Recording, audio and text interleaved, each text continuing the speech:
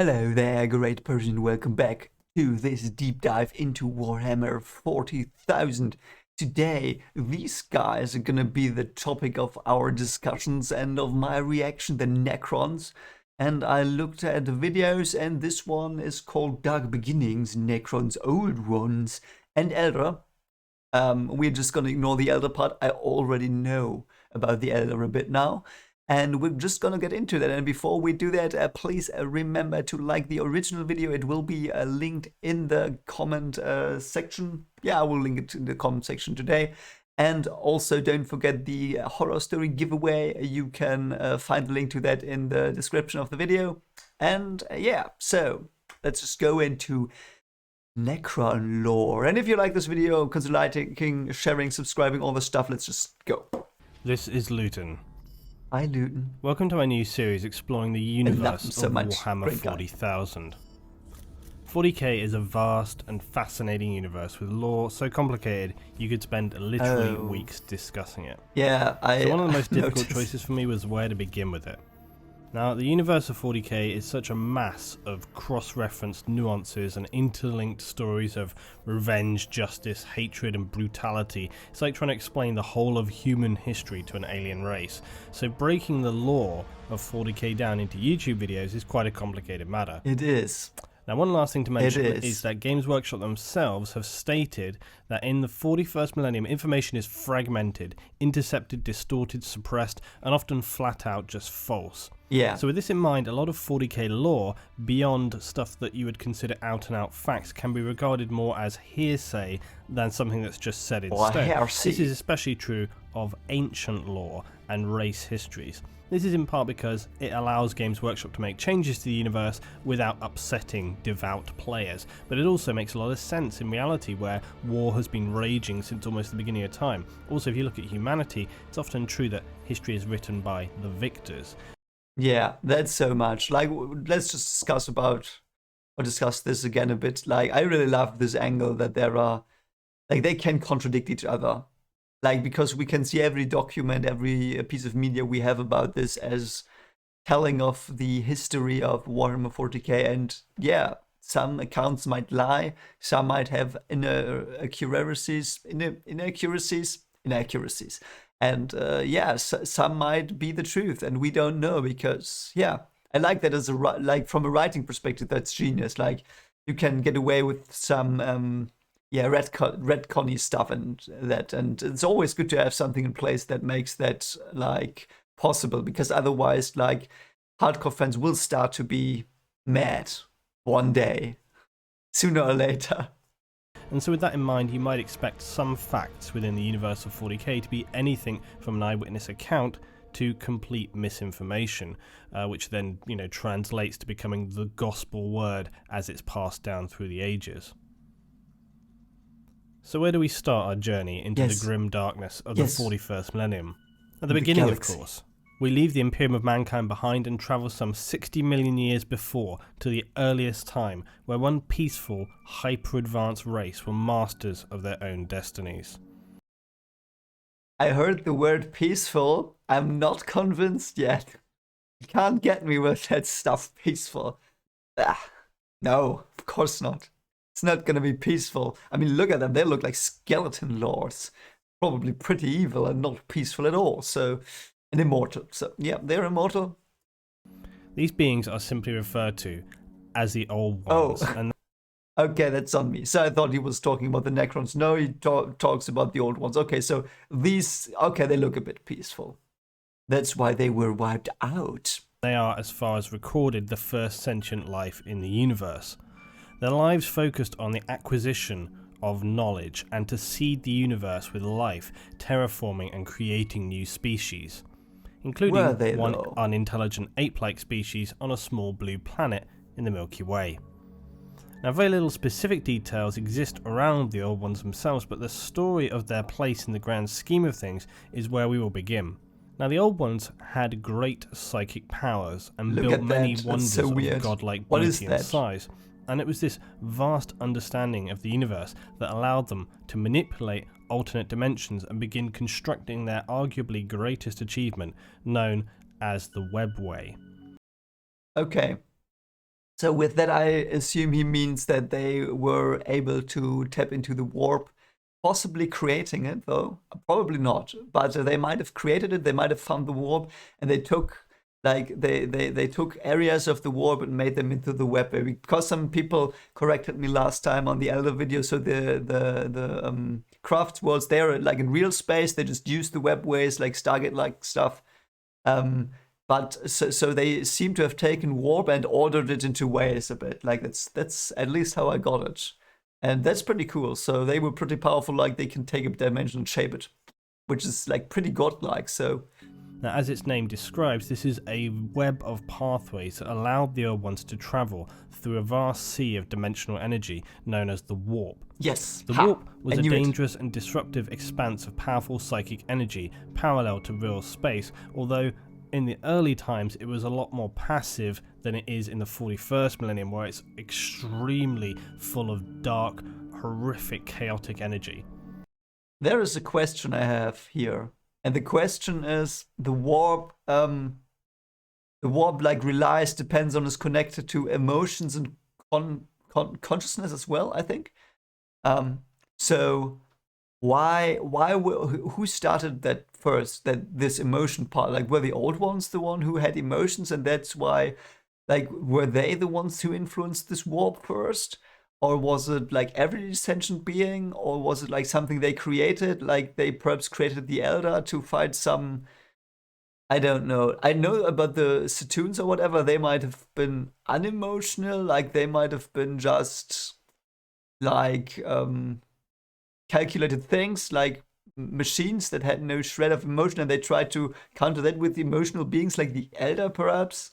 And that's why, but they didn't think or understand that the Elder would then like influence the warp and stuff. Was it like that? That's a bit confusing. Like who created emotion first? That's interesting. And was emotion there before the warp, or was it first the warp and then the emotion came from the warp through meddling with it? So to travel through it though, at this time it still required protected psychic pathways, and that's what they constructed.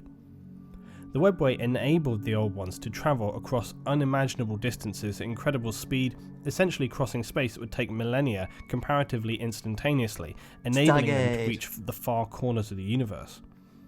They believed that all life was useful, and they are known to have brought about the rise of numerous important species and formed thousands of worlds, which they also made their own.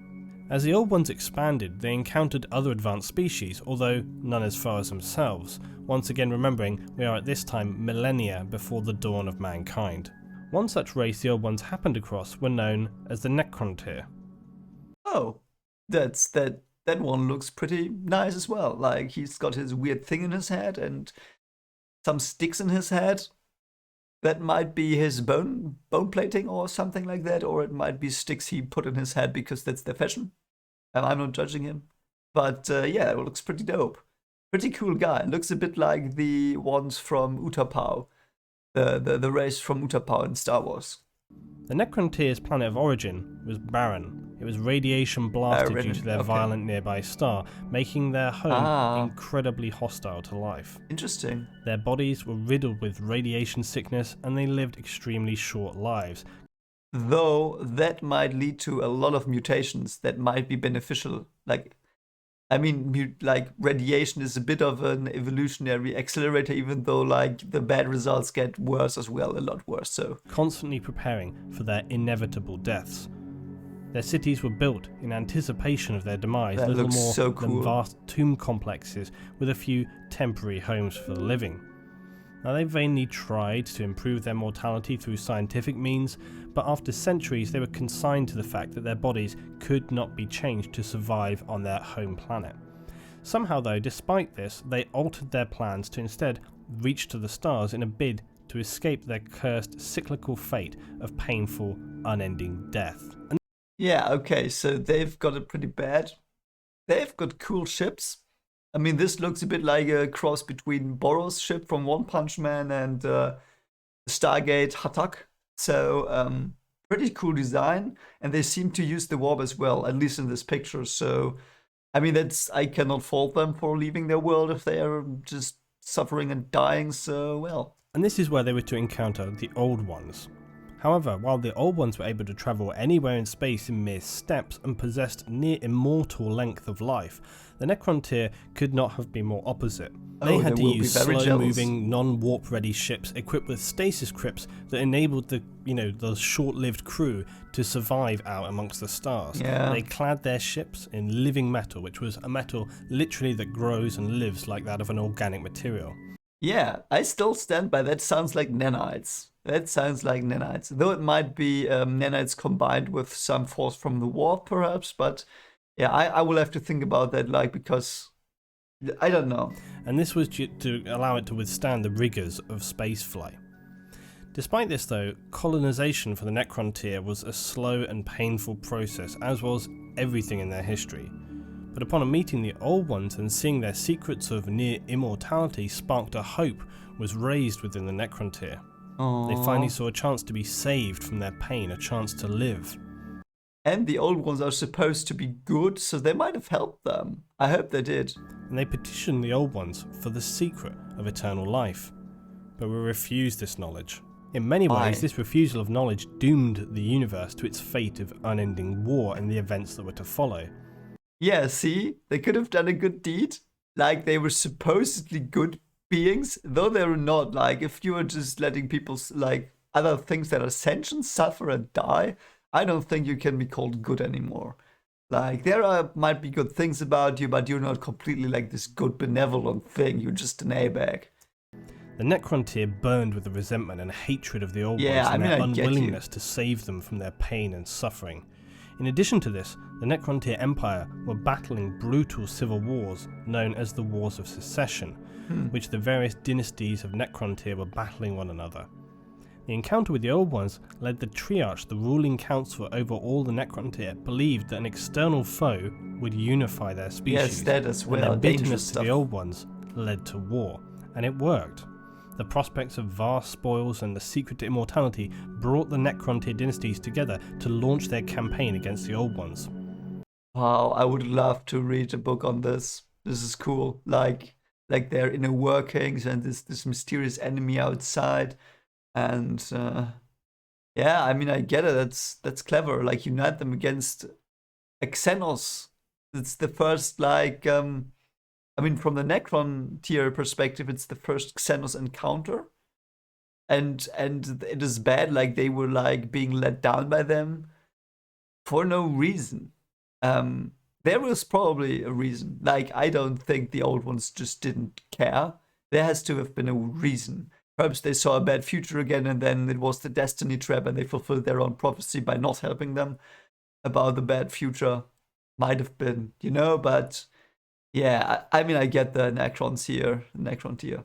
So yeah, but that would make for a good story also, because like the encounter and the hope and the hearts they had, and like imagine that you were on a burning rock that's like radiated, poisoned, and like you don't know how long you'll live when you will like lose your head or arm through cancer and stuff, and you live in tombs, so to speak, and it's all bad, and you finally start to find a way out by building generation ships or like stasis ships to go to the stars, and then you encounter another race and they do like have immortality, the one thing you never had. You had the opposite, and you have hope, and you perhaps approach them with questions, and they're like, nope.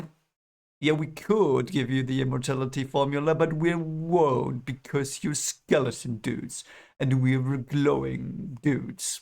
So, glow is better than the skeleton, yeah. And we are so good, and it's better for you on the long term. Yeah, perhaps that's what they thought as well. Like, perhaps they think like the Old Ones thought that the Necrontyr had to overcome their own problems to really, to what do you say, to earn their place in the universe, and that was their reasoning. Like, I want to know their reasoning. That's something I need, but as the way this is told, we don't know. Their hopes, however, were typically short-lived, as the Necrontyr were unable to match or outmaneuver the Old Ones, whose use of the webway enabled them to always reinforce, preempt, and win battles against the Necrontyr. Eventually, conceding defeat, the Necrontyr were forced to retreat to their homeworlds, defeated and, importantly, more bitter and full of hatred for the Old Ones than ever before.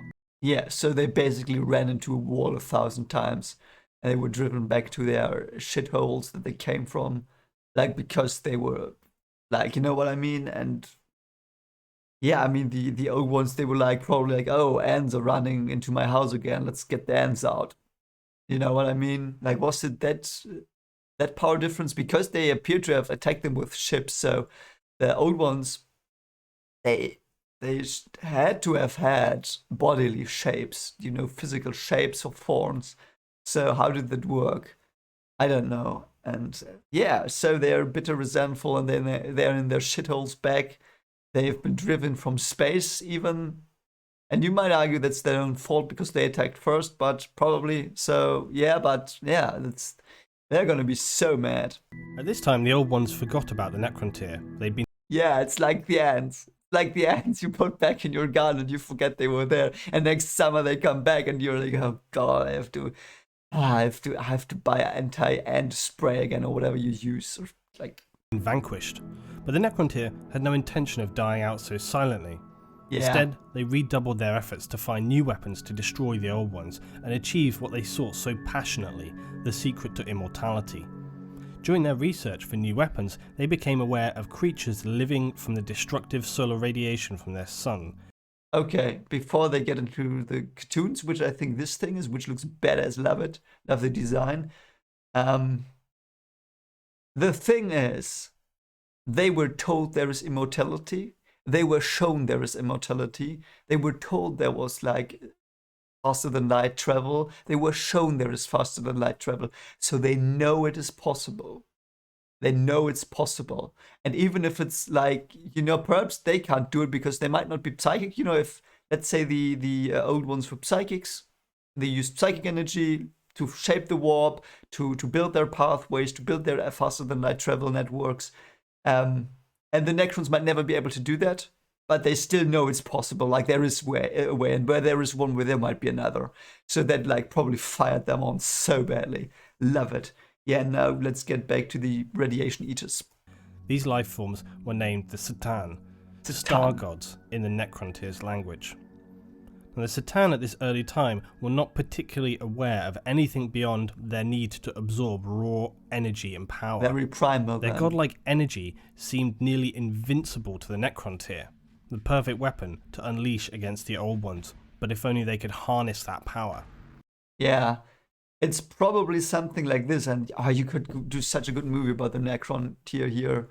Like they could be monitoring their sun because you know it's dangerous and they get radiated and they have sicknesses and the sun's like the worst thing in their system, though it's also giving them life, of course, because like sunlight is also like nourishing in a way.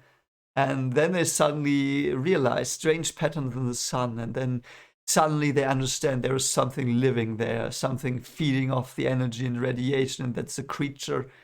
And oh, there's a creature there. So now they get in ideas here. I love it. And they did through their living metal. They constructed bodies, empty husks, shells for the C'tan to inhabit. Oh. And it's unknown how they contacted the C'tan initially, but through some means they encouraged the C'tan to take physical form using the living metal bodies that were constructed. Okay, so the C'tan before that were like radiation, living radiation. That's so weird. What were they before? What were they before? Like I know you can do like, I like that in general, these abstract concept creatures. Like I've done something on creatures that live, like they're living sound, you know, but this is probably like living radiation perhaps? Could be living radiation. Living radiation or living plasma. I think in one of the earlier videos when I didn't know that much, I thought they might have been living plasma, which, yeah, that might be like, because plasma like also uses radiation probably to stay plasma, perhaps, or perhaps like perhaps they, through nuclear fusion, they might, what do you say, progenitor, like they might get offspring. I don't know the word. Anyway, whatever. So they might produce offspring by fusion in stars, perhaps. So yeah, interesting. Very, very interesting. And then the Necrons were like, hey, mates, can inhabit these bodies? Come here. Help us. Help us and we'll help you get bodies. Why would they want bodies, though? Weren't they, like, content in living and eating stars? I mean, that's a nice life. Like, it's like a sloth, eat and sleep. Now, a C'tan known as the Deceiver spoke with Zarek, the Silent King, Lord of the Necrontyr Triarch, Ooh, the and Silent told him King. how long ago the Old Ones and C'tan had also been at war, but the C'tan Why were were they at defeated war? and scattered. Oh, This okay. common foe brought the Necrontyr and C'tan to a close alliance, and the I love Necrontyr it. began to worship them as gods for their supreme power. Yeah, why not? But as the C'tan, once without conception of the world around them, became more manifest and intelligent, it was clear they were not the salvation that had been hoped for. Why? The C'tan offered Zarek an offer for his race: immortality. But this was not to be the immortality of the Old Ones, but that of living metal shells that they had created for the C'tan. I mean, fair. Why not? If they found this, like, they technically found the solution by themselves, they just have to, like, transfer their consciousnesses into the nanite bodies.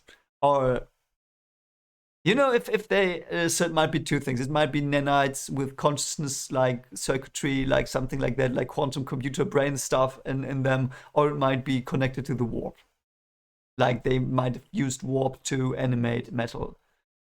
They proposed that a great period of biotransference would take place to give all Necrontyr that which they craved most: unending life.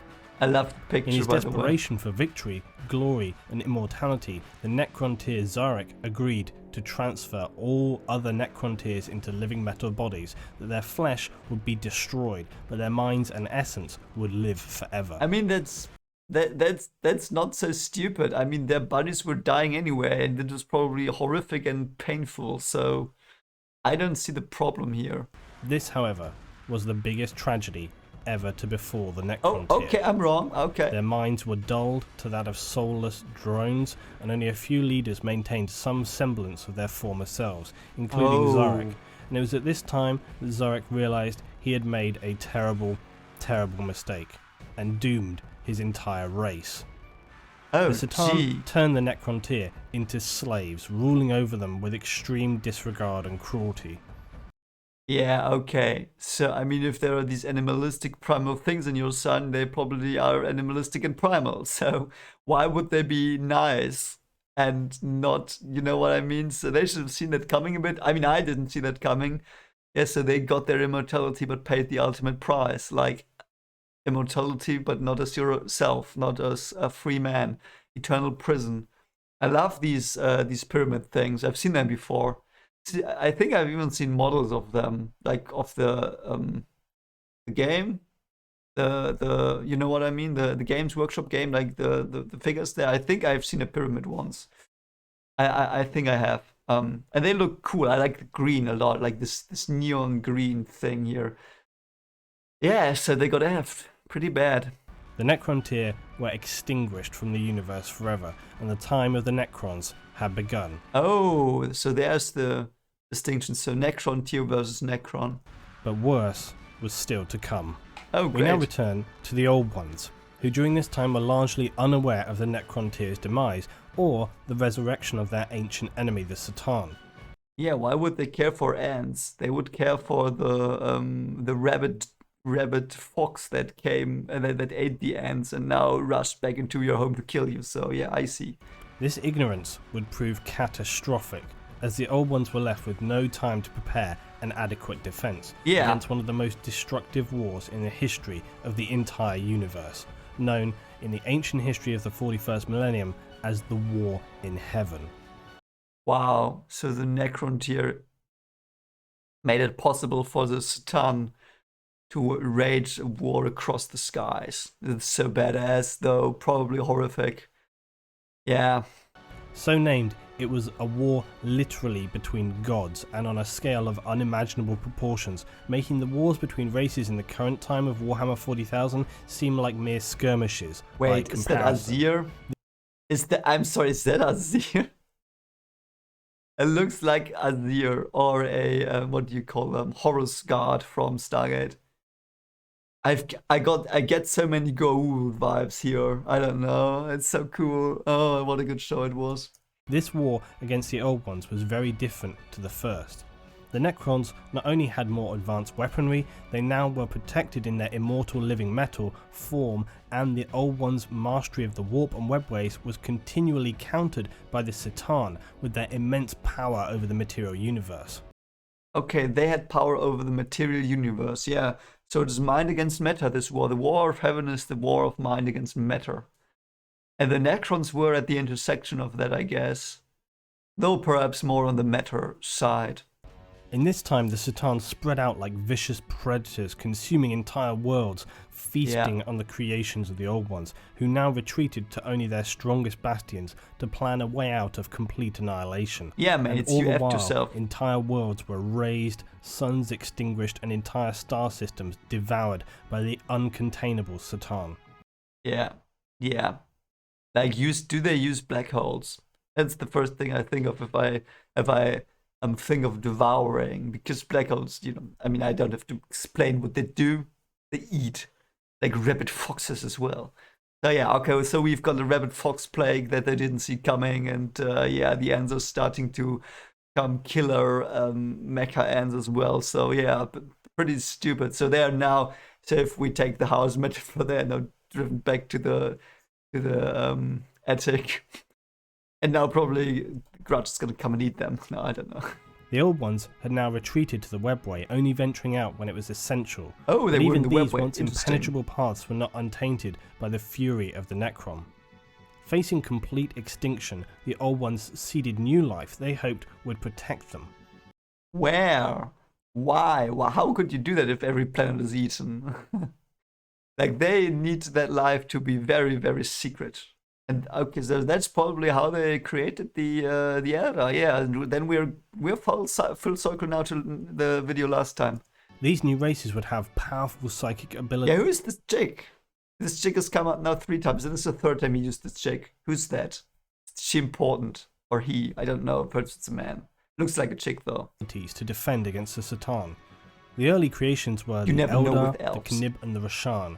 And whilst the Eldar would live through to the current time, almost nothing is known of the fate of the Knib or the Rashan, and it's entirely possible they were destroyed completely by the C'tan and Necrons, with only the Eldar surviving this early time. Yeah, because probably because the Eldar had such a strong connection to the warp. Because I think people have teased that, and I think it is implied here as well that the C'tan and the Necrons have problems with the warp. Like, they can't access it very nicely. Because otherwise it wouldn't make sense for the elder ones, the old ones. I'm now in Lovecraft territory completely, I'm sorry. So the old ones seem to have, because they fled to the warp, basically. I mean, they fled to the webway, but it's like fleeing to the warp. So among their other creations were also those which would become mankind, beasts that lived in their own ecosystem but had no specific role defined for them by the old ones and were left to their own natural evolution. During these ancient times, the Eldar learnt a great many secrets of the warp from the Old Ones, who regularly visited them, mentoring them on how to control their psychic powers and learn to use the warp. The psychic Eldar legends originating from this time state that they were raised by figures of shadow and light, referring to them as First Ones.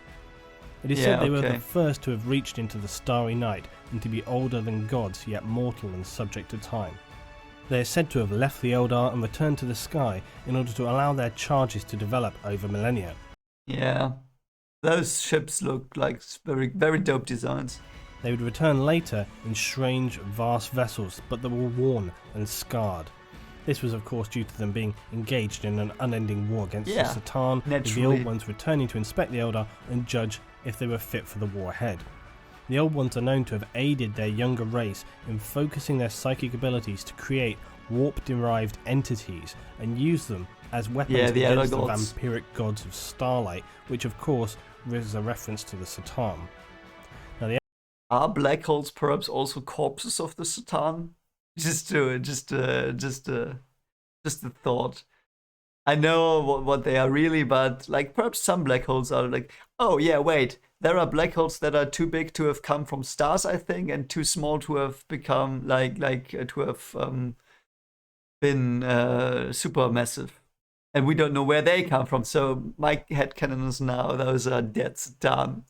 The Eldar legends continue stating that in the time of the first ones, now dwindling in number to the point that they lost influence among the Eldar. And without their creator's sensibility and guidance, the Eldar's psychic creations born from the warp itself changed from sentient weapons into living gods of the Immaterium, who we've seen the that very, very first of their kind. And this change instigated not only the final catastrophe for the first ones, but in time would come back to haunt the Eldar themselves. Yeah, good old apocalyptic consequences. The war in heaven continued. By the time the Old Ones had prepared their forces, there were only 4 C'tan in existence. What? But swathes of other life forms in the galaxy the Old Ones had seeded were already extinguished. Yeah. The Old Ones finally unleashed the new races, sending the Necrons reeling as the power of the warp was an anathema to them, and they struggled to contain the advance of this new offensive. I see. Yeah, in response, the C'tan unified for the first time in millions of years. However, now a new and devastating unforeseen side effect of the Old One's creations began to manifest in this period as the young race's psychic development disturbed the energies of the warp itself. And from this pure energy came mass and form, and older warp entities became predatory as the warp began to become a more hostile environment. Yeah, so it's basically collateral, like the chaos is a collateral damage of the war in heaven. That's pretty sick. Cracks in reality would appear, and the entities of the warp saw entry into the material universe, forcing the Old Ones again to bring about the emergence of new species to defend their final strongholds. They were now under assault from so many different directions, they barely had anywhere left to turn. Among their creations included the green-skinned, ultra-violent Croc, later known as Orcs, and the technologically adept Jakiro. Now though, the Old Ones, even with their vast knowledge of creation and their near-immortal lifespan, had run out of time. With their interstellar network being breached, their greatest work and places of power being overrun by the horrific beings of the warp, tragically it manifested by the very creations that they had formed to save them. That looks so weird. Among the most insidious of these entities were the Enslavers, who penetrated and dominated the minds of the younger races in order to open portals for themselves to the material universe. Oh god, they look so weird, I love them. It looks so disgustingly weird and I love them. Look at this dude, he's like just chilling with his little weird finger teeth and his bug eyes. Oh, and he's gonna enslave you. The plague of enslavers was the final blow for the Old Ones, who were scattered forever. Oh, that thing looks cool. And knowledge destroyed. That thing looks cool. The combination of an unending onslaught from the C'tan combined with the mistakenly unleashed warp horrors led to the Old Ones' complete destruction. Yeah, the surviving C'tan and Necrons had the final pleasure of seeing the demise of their most bitter enemy. At least that, but what did it cost? Everything.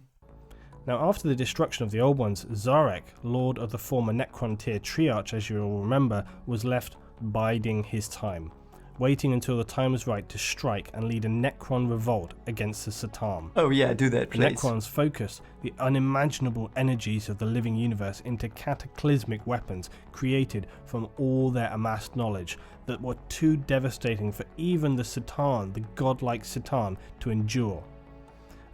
So they just said F you, so the Robo-Ants are now gonna kill the rabbit foxes. The Robo-Ants now have got lasers and missiles and nukes and reality warping bombs. These C'tan, near gods, almost impossible to destroy entirely due to their very nature, were instead shattered across the universe into energy shards. And I mean, to be fair, there were only 4 left, so they just had to kill 4. Zarek now saw that having destroyed the C'tan, the remaining new races created by the Old Ones, such as the Eldar, were becoming more powerful, knowledgeable and dominant. The Necrons, exhausted by eons of war, could not stand against them. So rather than risk certain annihilation, he ordered that the Necrons withdraw into their tomb worlds and slumber in the Great Sleep.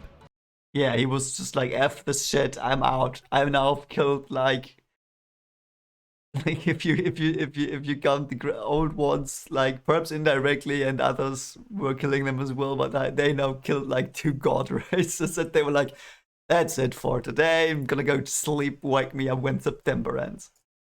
to reawaken 60 million years in the future and assert their dominance over the galaxy once more.